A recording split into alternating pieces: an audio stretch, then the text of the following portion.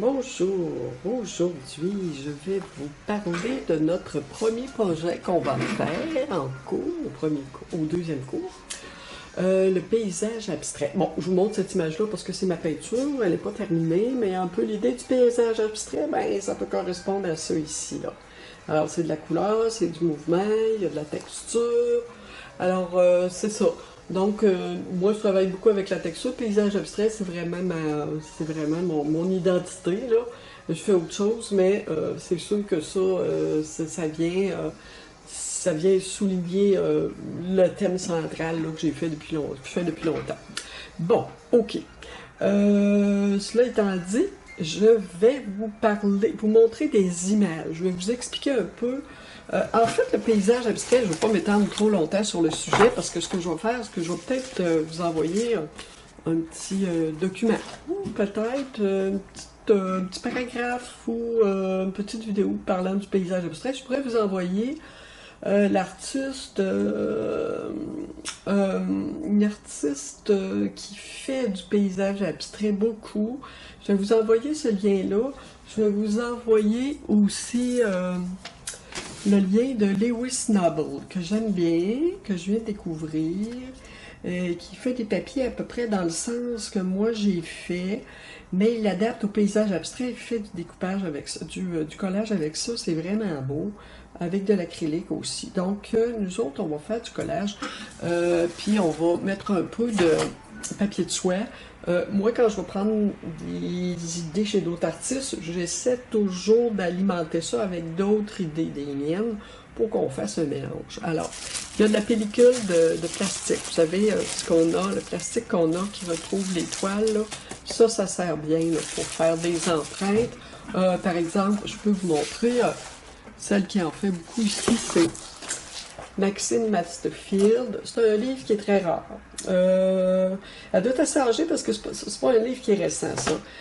Ici, donc, voilà, elle utilise toutes les pellicules de plastique pour faire des effets. Alors ici, on a une idée de paysage abstrait. Okay. Elle utilise de l'aquarelle, mais elle utilise aussi de l'acrylique, des encres. Mais en tout cas, ça vous donne une idée de ce que peut produire la pellicule de plastique. Okay. Bon. Okay. Donc, la pellicule de plastique, on a le papier journal, donc je vais vous en emporter. On va en faire un ou deux. Je vais couper les pages en deux. Et puis, on va s'en faire un petit peu. Et puis, on va pouvoir travailler avec ça sur nos œuvres. Et j'ai aussi, c'est vrai, j'ai aussi du papier de soie qui va être aussi au cours du travail utile ou ça peut être en fond. Donc, on va se préparer un fond de collage rapide, ok? Rien de compliqué. Et après ça, on va déposer la couleur. On devrait avoir le temps de faire ça la semaine prochaine. Et puis, pendant que ça sèche, ben, vous pourrez travailler sur votre autre toile qu'on a fait la semaine passée. Ou ceux qui n'étaient pas là la semaine passée, ben, emportez-vous une petite toile à travailler. Sinon, ben, vous relaxez et vous attendez que ça sèche. Ok? C'est juste que je veux juste vous occuper. J'ai de la lecture aussi, des documents là, que j'avais apportés. Si ça peut vous intéresser, ben moi je les ramène. Et puis, c'est ça. Donc, au niveau de la toile, vous pouvez... je vais vous montrer un autre format de toile. Bon, au niveau des formats, donc, il y avait la 18 par 24, okay, que je vous avais proposé, minimum. Et puis, ça, c'est une 15 par 24 ou 30, 15 par 30, je crois. Alors, c'est un format qui est un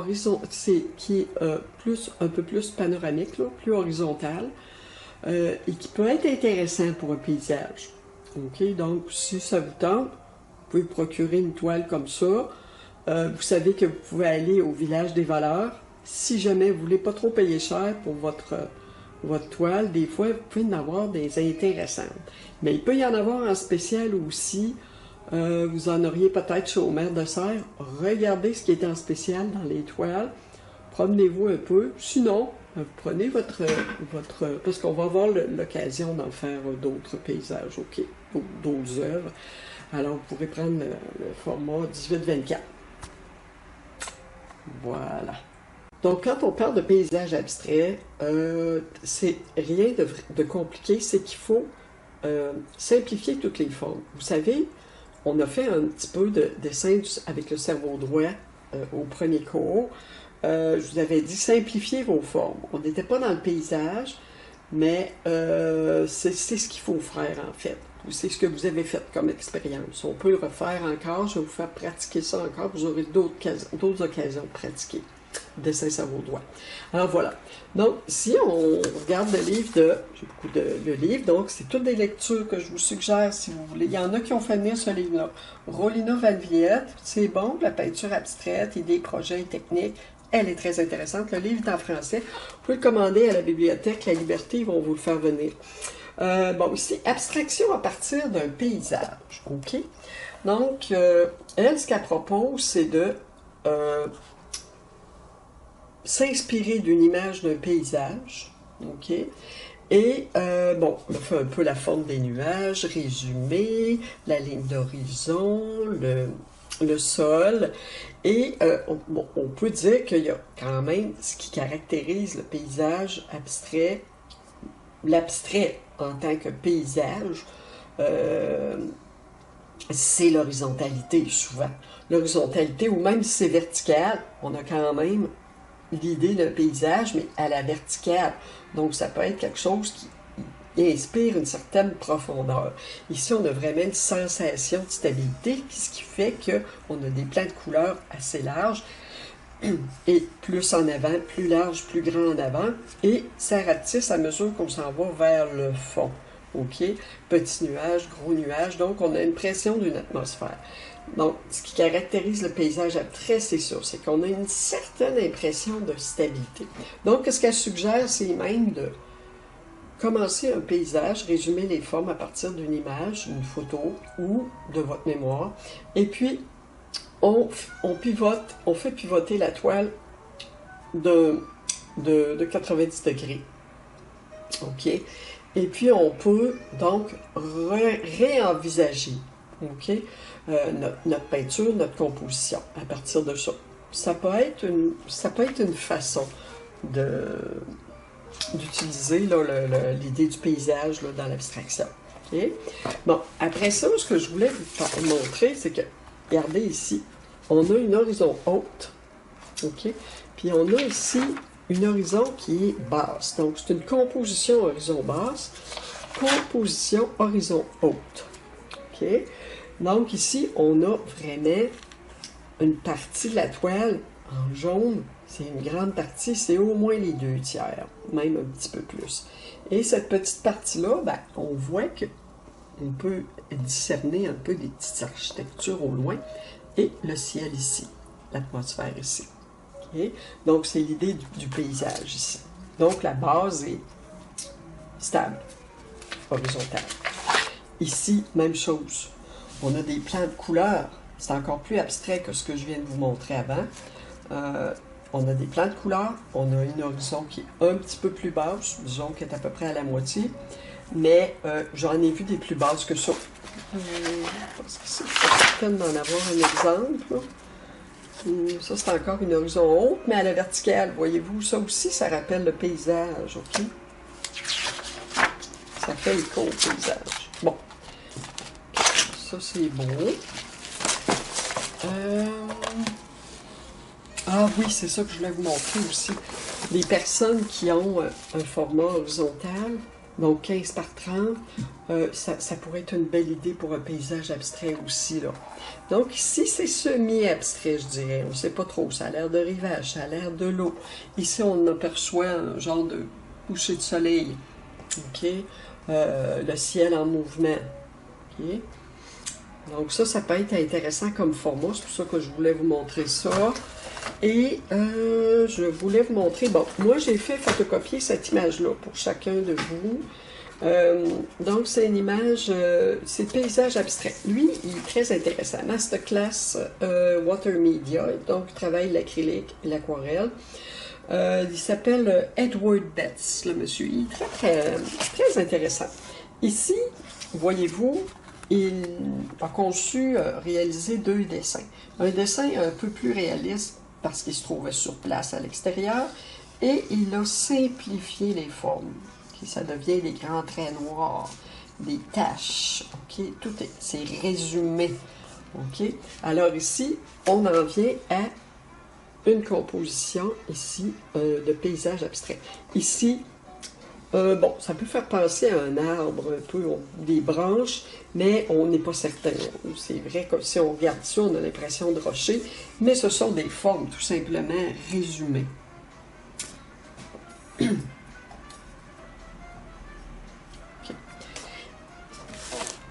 Voilà. Ici, petite forme d'arbre. OK. Voilà. Un effet d'eau. On a l'impression d'une chute, d'une cascade qui descend. Donc ça, c'est intéressant. Je vous ai fait une image, une photocopie pour cette image-là, pour vous les prêter, juste pour inspiration. J'aimerais qu'on change quelque chose là-dedans. Ça, c'est une autre image de paysage abstrait aussi. Encore plus abstrait. Horizontalité, mais dans des couleurs chaudes. Et juste une horizon haute, comme je vous avais expliqué. Ici aussi, on a une horizon haute. L'horizon haute est intéressante parce qu'elle vous permet de travailler des textures en bas, sur une grande partie de la toile. OK.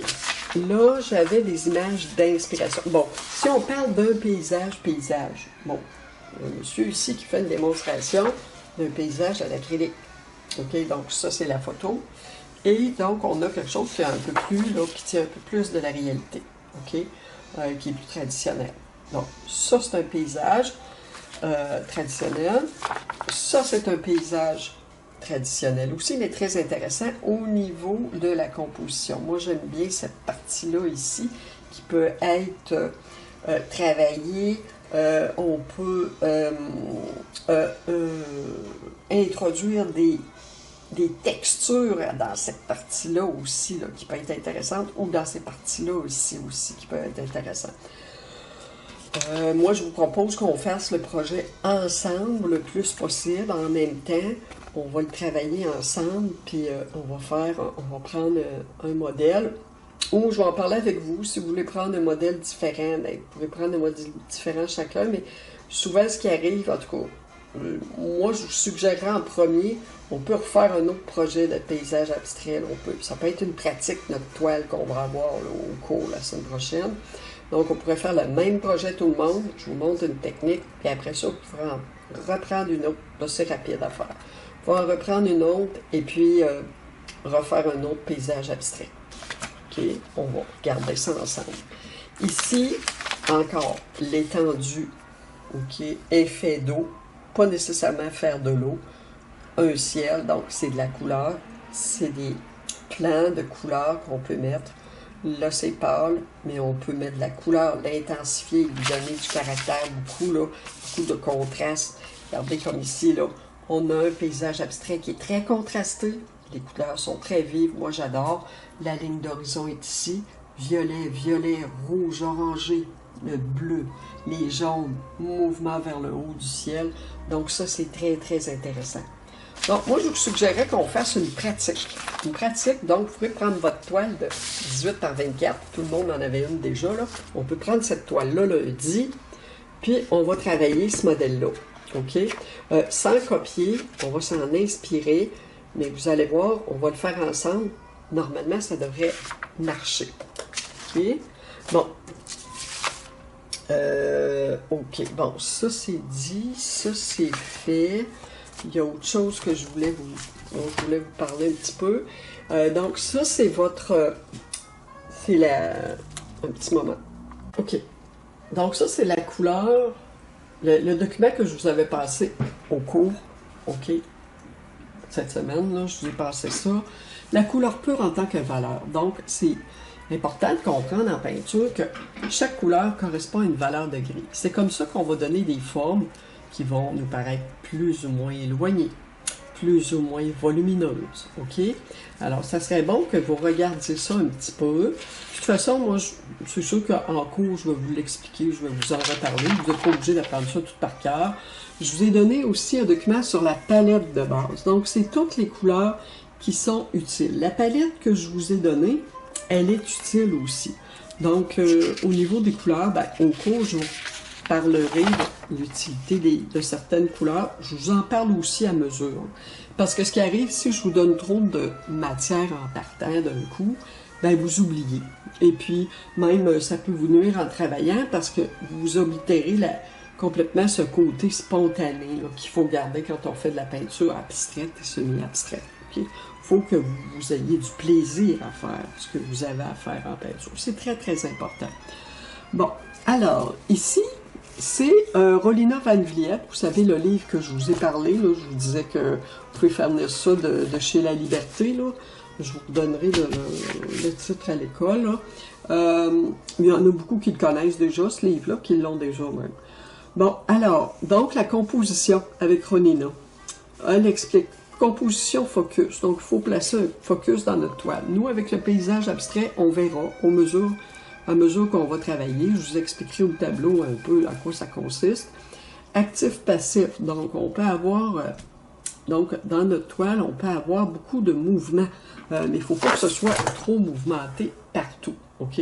C'est sûr qu'on est en abstrait, ben c'est sûr que des fois, on va saturer notre toile dans le sens où on va mettre beaucoup d'éléments. Et ce ne sera pas nécessairement ça qui va faire qu'on va avoir une compréhension de l'œuvre. Okay? Donc, il ne faut pas qu'il y ait trop de choses. Ici, par exemple, ben, c'est quand même assez uni. Ici, c'est quand même assez... on a beaucoup de bleu et gris. Il y a une lumière, donc on sent le vide ici. On sent le repos, même s'il y a un mouvement. Ici, ben, c'est un petit peu plus chargé.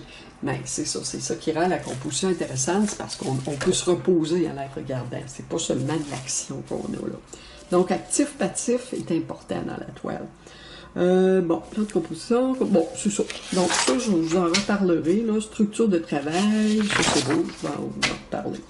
Bon, les contrastes, bon, vous allez avoir ça. Donc, moi, je vous suggérerais de prendre ce document-là et de le lire, si vous pouvez. Ça serait bon. Ça serait vraiment pas mauvais, parce que ça nous fait comprendre certaines notions de base qu'il faut avoir pour faire de la peinture. Alors, là, j'ai arrêté ma vidéo ici, et puis ce qu'on va faire, on va se voir au cours.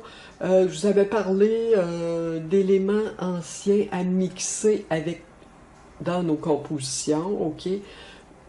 Avec, donc, l'élément ancien, je suis sûr qu'il y a certaines personnes qui ne comprennent pas, là, mais c'est Sylvain Loisan qui parle de ça. Fait que ce que je vais faire, je vais vous envoyer le lien de Sylvain Loisan, je vais vous envoyer le lien de Lewis Noble et une autre artiste, là, voyons, pas Dutch Painter, je me souviens plus de son nom, mais c'est il me semble que c'est du Danemark, si je me trompe pas. C'est sûr qu'il parle anglais, Lewis, puis elle parle anglais, mais c'est pas grave, vous regardez les images, vous les regardez faire, puis vous allez voir, c'est inspirant, puis c'est très très beau aussi, là, mais c'est simple, c'est simplifié, c'est pas des choses qui sont très très difficiles, c'est juste qu'il faut se laisser aller, laisser aller sa spontanéité, et c'est ça l'expression, hein, vous exprimez vous.